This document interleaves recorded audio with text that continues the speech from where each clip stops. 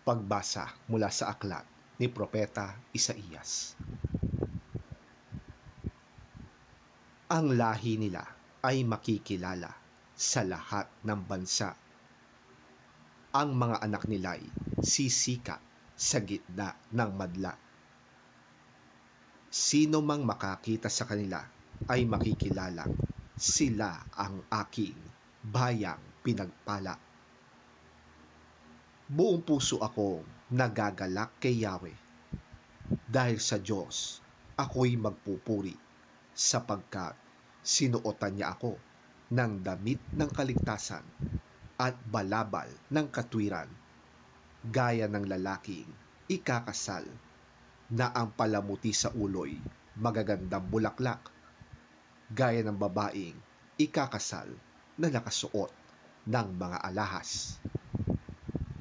Kung paanong sa lupa'y sumisibol ang halaman at sa hardin ay lumilitaw ang binhing itinanim, ipapakita ng Panginoong Yahweh ang kanyang katwiran at papuri sa harap ng lahat ng bansa.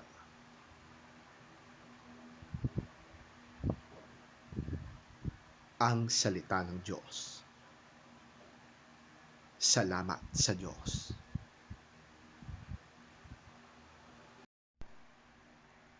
Ang mabuting balita ng Panginoon ayon kay San Lucas. Papuri sa iyo, Panginoon. Habang nagsasalita si Jesus, may isang babaeng sumigaw mula sa karamihan. Mapalad ang babaeng nagbuntis at nag-alaga sa iyo. Ngunit sumagot siya, higit na mapalad ang mga nakikinig sa salita ng Diyos at tumutupad nito.